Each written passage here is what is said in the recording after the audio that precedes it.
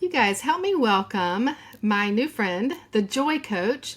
This is Megan Ladd, and she is the Joy Coach. She teaches high achieving women how to take the pressure out of running their businesses and work in a way that's fun and sustainable.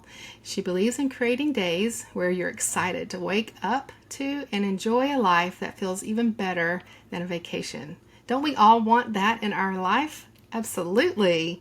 Welcome, Megan. Thank you. Thanks so much for having me. I'm so glad you're here. It's really kind of interesting that here I am, the Hope Coach, interviewing the Joy Coach. And I just Yes. love that mixture since we all want more hope and joy in our Yes. lives. So, why don't you tell us maybe a little bit about what joy means to you and how you came up with your name for coaching? Sure. So when I think about joy, I think about our natural essence and who we are at our core, that spark, that life energy that we come into the world with. And you think about babies being called little bundles of joy, right? It's so pure and so beautiful. And I believe we all have that. And just as we go through our lives, just being a part of this human experience, we naturally can at times get disconnected from that. But it's always present, it's always there. And so when I think about being the joy coach, I think about reconnecting people to that joy that might just be clouded at the moment, that might feel a little bit harder to access. And even in my coaching approach, it's not about giving you something that you don't have. I believe you already have it. Let's just remove those layers of stress and the pressures we put on ourselves and the unnecessary struggle or self judgment to get back to that place inside that I know is there. And you can see it physically and outwardly in people too. It's like you can tell when someone's radiating from within. And that's really what I love to do as the joy coach, is kind of get people to that place where it's their natural way of being, and maybe it's just been a while since they've felt that. Yes. Oh, that is beautiful. I love that. And you're so right. We do start with joy. And it is true. As we kind of go along in life, there's little things that may come along that minimize that or change that in us. And it's beautiful to be able to get back to that place of authentic joy. I love that. So, if you were like working with a client, what would be some of the first things you would have them do to kind of help bring more joy back into their life? Yeah, the first thing that I always start with is whatever feels most alive for someone. So if someone's listening to this right now, it's like when you think about maybe what's taking the most energy, the most life energy out of your days or weighing on you the most heavily, we start there, because no matter what area of your life it's in, let's say it's in your work life, of course it's having a ripple effect into these other aspects as well. So everything will benefit from working on that one area. So we kind of take the area where you're feeling the most stress. And then I love to kind of identify and get a sense of what your top hit thoughts are. What are the most recurring themes coming up for you? It's almost like if we could record the thoughts going through your mind, what would those be? And most people are like, man, I don't know if I've thought about it like that, but I'll say just, you could even do this on paper, just kind of like brain dump what you're feeling stressed about, what you're feeling worried about, and we get it all out. And then I love to look at kind of what is the part of you that's speaking right now, that's feeling stressed, that's feeling overwhelmed or worried. I love to just give it like a little character or caricature. You can picture even a cartoon and just starting to see it as almost a cute little part of yourself. And I like going the cartoon or movie character route just because that's easier to love on, which is the next part. But it's like, let's start to separate and just view this as a part of yourself that basically is trying to help you, but is also asking for help. So this part, it's not all of you. It's just this one little section that is feeling this way. And once we can start to separate it out, we can work with it and I can ask it questions. And it's almost like reducing its power while also helping it feel seen and understood, which can calm down.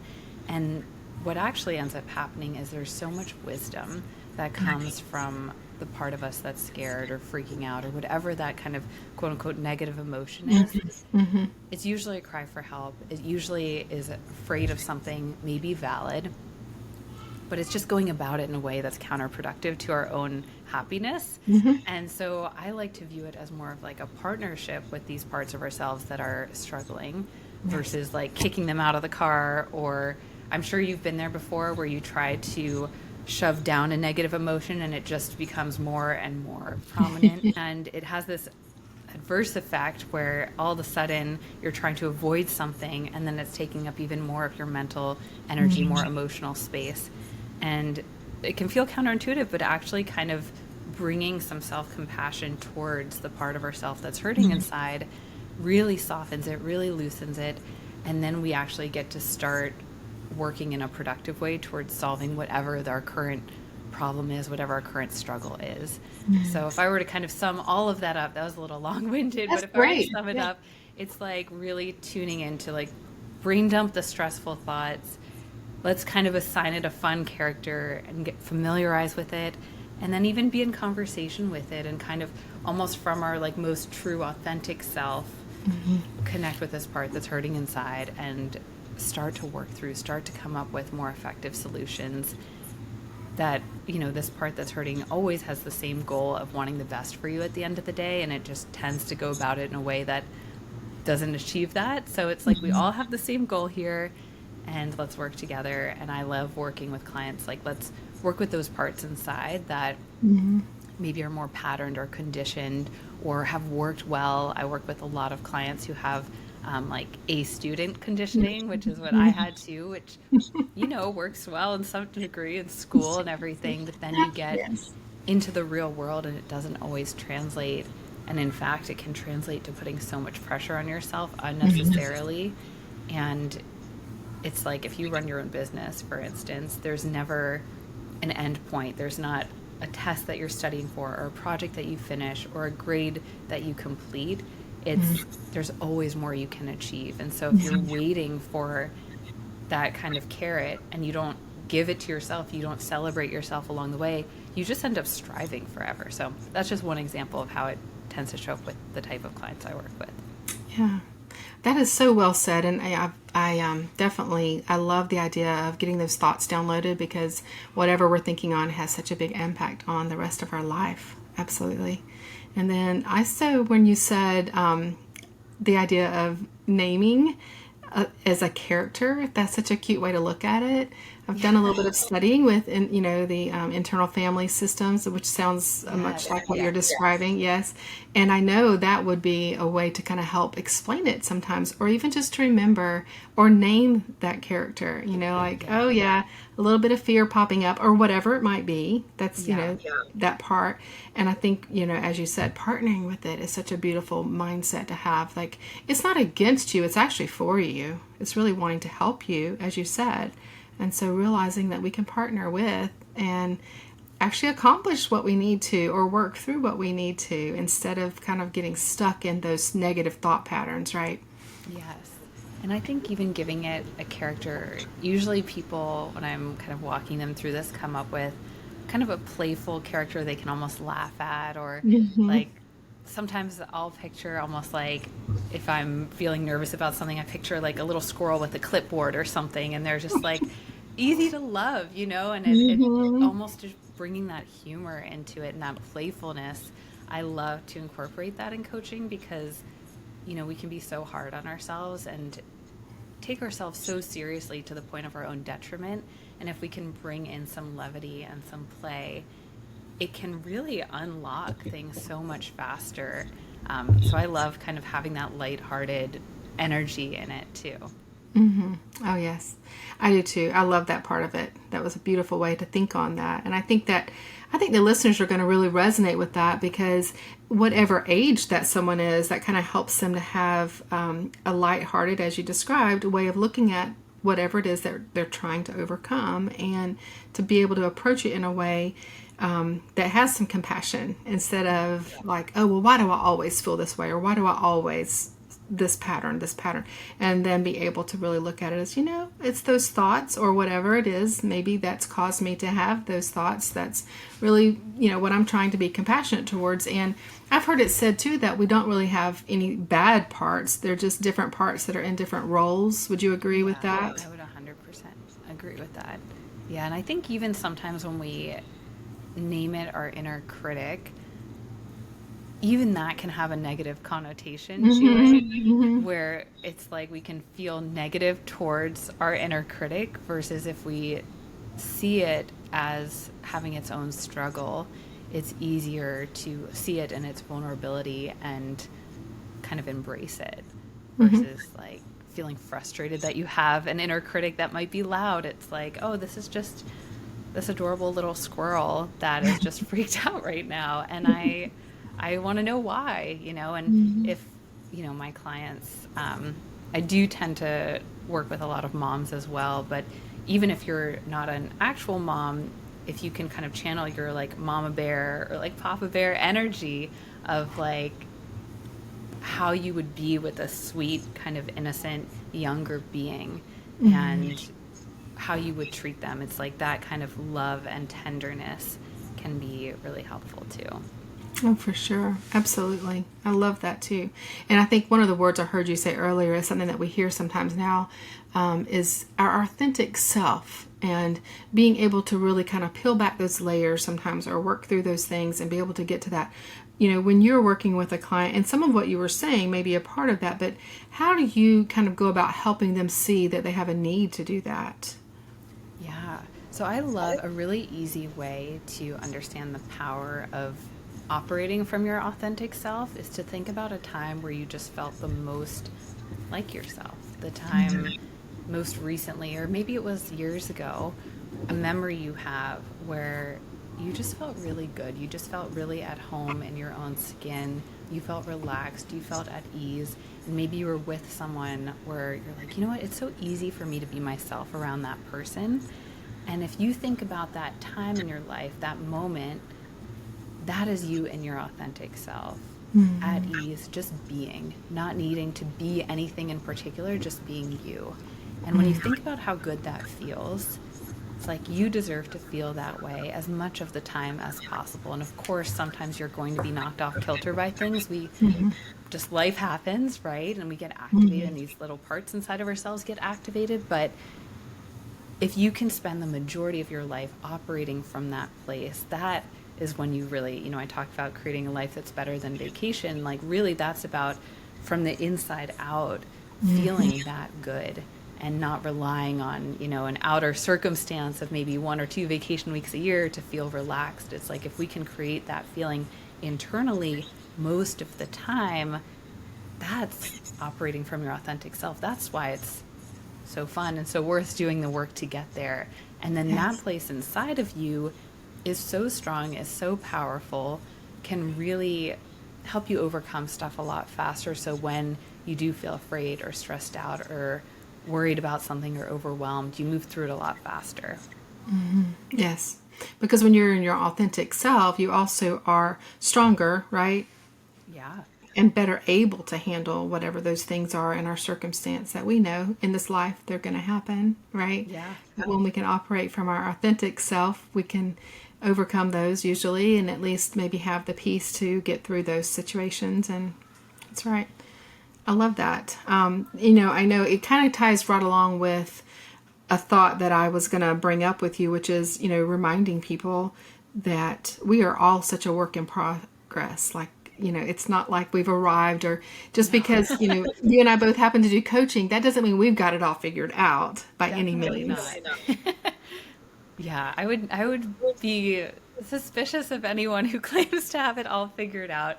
Exactly. I personally love to learn from and be coached by people who are embracing their humanity and honest about it. And I think the cool thing about being a coach is anytime you're working through something, and I do try to consciously remind myself of this, of any struggle that I'm currently going through or growth that I'm currently going through, I do think if I can move through this, if I can get to the other side, well, that's one more thing I can help other people work through as well. Like, that's a benefit of being a coach, I would say. But it all, I tend to think of it as our own life curriculum, and everyone's is unique. Everyone has their own set of courses that they are enrolled in, but we're just all on our own path and like growing into the strongest, most resilient, best versions of ourselves. And that looks different for everyone. But I love that we are capable as humans of growing and evolving and expanding. And I think that keeps things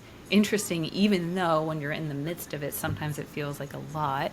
Yeah. It does help to know that you are truly in the process of becoming more of who you're meant to be, right? It's like even something, I just got off maternity leave, and even something like going through being pregnant and delivering a baby and then the postpartum experience and all the hormonal shifts, like it kind of cracks you open. And I felt so raw and so tender and vulnerable. And part of that's, chemical with stuff going on in your body, but part of it's just bringing a human into the world and Yeah. becoming a mother and all of that. And I was like, I'm just gonna let this crack me open, right? I could just resist this or, you know, try to hold on to my quote unquote old life, but I am here for this transformation. And that's something I found too. It's like the more we, and I listened to your podcast about resistance too, and it's like the more we resist our growth, it is that same feeling of like, it doesn't go away, resisting it, if anything, amplifies it. And so when it's something that we're meant to do, if we just lean in and allow that resistance to be there, um, really incredible things happen. So all that to say, I 100% agree Yes. that, always being on your growth journey, and it ebbs and flows, right? Sometimes you're like, wow, I'm really in the thick of it right now. Other times you might be on the other side and you're like, whew, okay, I'm cool with coasting for a little bit and just enjoying this kind of new level. But I do think it keeps things interesting, and it's part of why we're here to just go through this continual evolution. Yeah, just growing and going in the direction as we do. And I definitely would agree with you that motherhood, as you know, I have five Yes. daughters, and yeah, at the time of this recording, four of them are adults, but I also have a young one still at home, my fifth daughter. And absolutely, I would say motherhood is one of the most transformational experiences because you learn so much about yourself, about your strengths, about your weaknesses. You get to see where maybe as they are growing and they run into a struggle or whatever, and you start to really learn, well, what do I dig within here, kind of like you were describing. What have I dealt with maybe that can help them, Yeah. and what are my ways of supporting them in whatever it is that they might be going through, from simple things like the stages where you are, where they're little, all the way up to when they're adults. I mean, they always, you're still there as a support role no matter the age of your child. And I love that. I believe that's a God-given design, and we get to walk that out with our children from the beginning, even in utero, all the way through. And one thing that's super fun is when they become moms themselves. Oh, It's a very beautiful journey, and to get to see them, as you said, in that state of becoming a mother is just amazing. It's so beautiful, and I love the season that I'm in right now, and it's very rewarding. It can be challenging at times, but without a doubt, very transformational. And I agree with what you're saying, like the things that we think that's something we want to resist, but then yeah. whenever we lean into it and actually process and walk through whatever it might be in our life, we do get to learn a valuable lesson, and it's inevitable that we'll get to help someone else through that almost every time. It's been my experience anyway.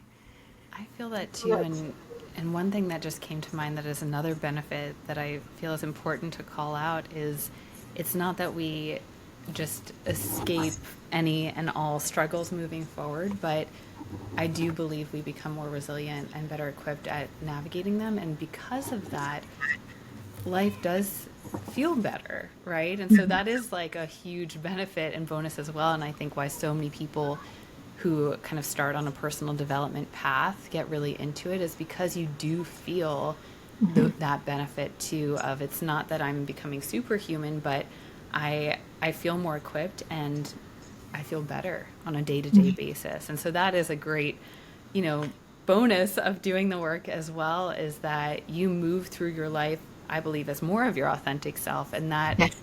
that is a fun way to exist. Absolutely. And I think the more lessons that we learn, the more, as you said, authentic that we become, the more resilient that we are.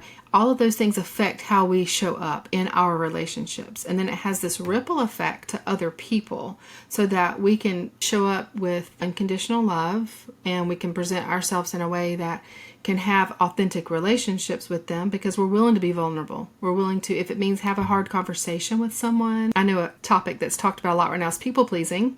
Yeah. And how important it is as a recovering people pleaser, I'm saying this, to not be a people pleaser because people don't get to know our authentic self when they are, when, we people please, and they don't really know what it is that's important to us. And so being willing to stop that habit, if you have that habit, right?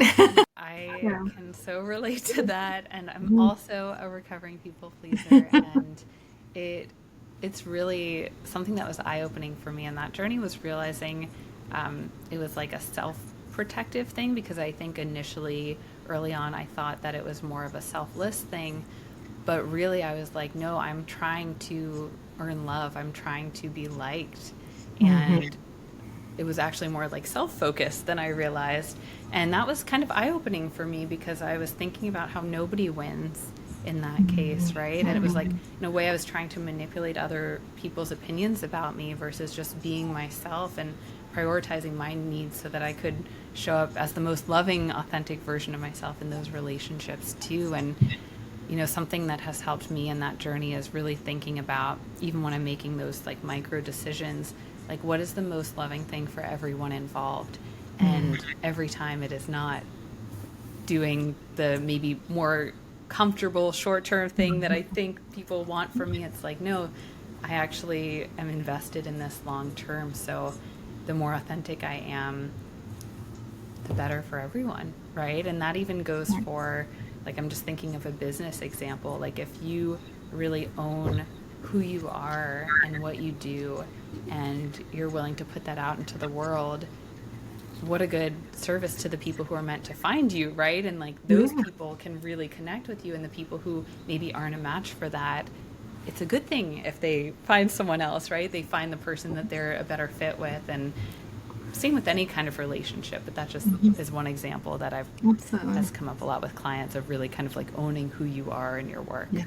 Yeah. Not everyone will resonate with us. I mean, you and I have separate clients, right? We're just two people in the whole big world of coaches, right? But yet, I mean, there could be someone that met with me and they're like, I'd really rather go and be coached by the Joy Coach. And hey, that's wonderful because I can't coach everyone just like you can't coach everyone. No single coach out there can. And I have great peace in just knowing that client is going to find who resonates with them. And we can't be everyone's cup of tea. So we just can refer people, though. I've had that. I'm sure you have too, where I think you would work really well with this particular coach and be at peace with, allowing that and encouraging that, rather than like thinking, well, I've got to draw all the clients to me. No, not at all. I couldn't even fit that all in. Yes.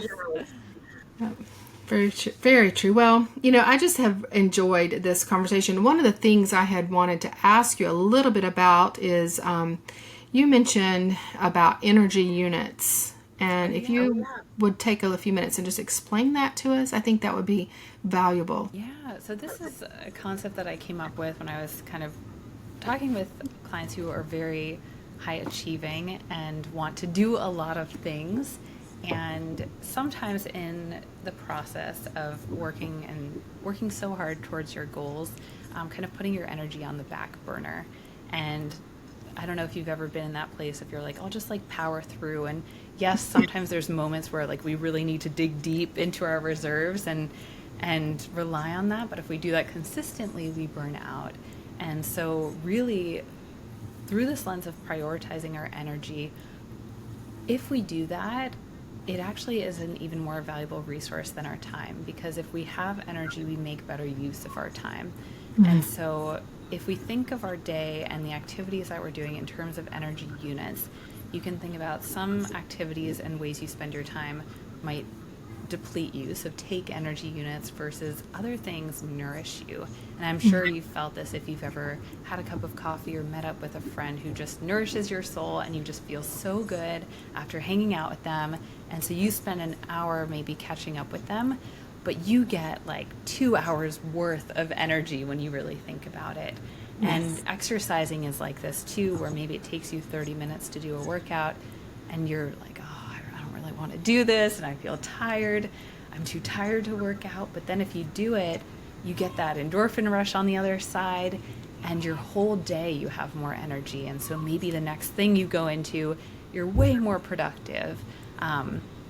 Those would be kind of like energy givers. But then an energy taker might be like scrolling, right? Being on your phone and just kind of like not being intentional, just kind of, yes. If you're tired, you just find yourself on Instagram or whatever it is, and you're just looking at random stuff. And when you get off or when you put your phone down, you feel less energized. It's like that. Maybe that was 10 minutes of scrolling, but maybe it took the equivalent of an hour's worth of focus or energy. And now your brain is a little bit fried. So starting to think of, I'll just use a random number. Like if you start your day with 100 energy units, how do I want to spend my precious energy today? What relationships do I want to pour into? What work matters most to me? Even, if you're a business owner, thinking within your business, like what will be the best return on my investment energy-wise? And, for any coaches out there specifically, I believe our energy is very important in terms of the presence and the focus that we bring to our client sessions. And so it's like, out of all the things you could do, that's personally something I've always prioritized is my client time, right? Because I'm like that, I want to give my best there. That's what feels really good to me. Yes. It also happens to work out that I feel energized from this. So that's great. So it's great if you can find but just thinking, just kind of looking at your day to day, and it could be a simple exercise of dividing out for you personally what gives you energy, what takes energy, and then knowing that how do you want to spend your time? How do you want to start your day? How do you want to nourish yourself if you hit that 3 p.m. slump? How do you want to feel when your head hits the pillow at the end of the day? Like what will have been a really good day for you? And even just starting there can be so powerful. Yes. Oh, that is lovely. I love to think of it like that. It's almost like looking at it rather than time, like you're not necessarily measuring the time spent rather than the actual energy that's spent or given. Either way. I love that. That's beautiful. And it definitely can be an investment. I love that thought too, because I think of whenever I'm coaching clients, and also like when I'm doing things with my family, I just feel energized by that. I feel like that's where I get that it's a source of strength and nourished and look forward to those things. And then you definitely know, though, for me, I actually do not love shopping. It's very tiring to me. I know that's weird. A lot of people love I'm the same way. I'm like, I'm so depleted by that. I'm like, let me just do it all online, right? But so whatever it is that's depleting your energy, looking at where those, where can you, do those things, and where do you need to eliminate them maybe, or figure out other alternatives for those activities. The only one that comes to mind right now is seriously shopping, because you seriously do so much of it virtually and online, so that's helpful. But there's probably many other great examples, I'm sure. But that is great. I feel like you have a great energy that you bring to coaching, and I just love that you offer the things that you do. Do you want to tell us just a little bit about what someone could connect with you about? Because I do want to include your information in the show notes so they can do that. So you want to tell us what they could do with you? Yeah. So right now, for a limited time, I'm doing free coaching calls. This is to get a taste of working together one-on-one. And I feel like the best way, I can describe it all day, but it's a different thing to actually experience it and see how we kind of connect and what that flow of coaching feels like. So those are free 50-minute calls that I'm offering through my website, which is just my name, Megan, MEGAN -LAD, LADD.com /call. Or you could just go to the website and you'll see like book a free call button. And basically, the main ways that I work with people right now is I have one on one coaching, which is like a private container, just you and I, where we meet Mhm. weekly and we kind of dive deep into what's coming up for you. And that's like a great space to work through stuff that feels like deeply personal and to get that transformation very quickly and effectively, but in a safe space. And then I'm also offering a hybrid one on one and group program where you get a monthly call with me. So we still get that private time to connect, but you also get the benefit of community and having a group Zoom call every month where I'm leading you through something specific, and you get to benefit from seeing an insight into other people's minds too, which really helps you see that you're not crazy and you're not alone in all the things. That's my Right. favorite part of group coaching is, oh my gosh, like all these things that I thought I was just struggling with are actually so common, and there's really comfort in that. Um, Mhm. and sometimes I think you even like coaching can stick with you more powerfully when you're watching someone else because you're not in the moment, but it kind of depends on what you like. So I offer those two ways right now. um, I work mostly with coaches and business owners on your life and your business and bringing more joy into both. But over the years, I've been doing this for almost 9 years. I've worked with hundreds of high achieving women. So if you're wired in a way where you tend to put a lot of pressure on yourself and you want to learn how to calm that down so you can operate from more of that authentic self energy, you're my kind of person. So Yeah. Yes, yes, definitely. And I will just say that I did take Megan up on this and I did a coaching session with her, and it was very insightful. Because although I'm in this world of coaching, I need coaching too, like we said earlier, we both do. And so I, study coaching. I've coached a lot of clients and have also got a group, my own group coaching. But it was really nice to be able to have that moment, that 50 minutes. And I will say that there were some things that really Megan did help me come up with, insight into that helped me dig a little bit deeper in a couple of areas, and it was wonderful. So I highly recommend it. On a personal note, it was very oh, helpful. So thank definitely you. reach out to her. And Megan, before we go, is there any like best tip you want to leave us with to kind of leave us to think on as we're closing out the call? I would just come back to what we said at the beginning on this topic of joy, of just remembering, even if it's been a while since you felt really joyful. And, you know, I mentioned it earlier, creating a life that feels better than vacation. Sometimes that feels unrealistic initially. And if you had that thought, I just want you to know it is available to you. Even if you haven't felt that in a while, I just want you to know that that joy is still there inside of you. It's still accessible. There's nothing wrong with you. And it's so normal and so human to have all those shoulds and fears and struggles kind of clouding that initial joy. But just know that there is a way to reconnect to it. Yes. And it's never gone anywhere. It's still in there. That's what I Yes. want people to know. Oh, yes, that is a beautiful reminder for sure. Well, thank you so much for You're coming on so welcome. today. Thanks for having me. This is fun. Yeah, it's been delightful. And I am sure that those listeners are going to just love getting to know you. And I look forward to everyone hearing this. Thank you. Oh,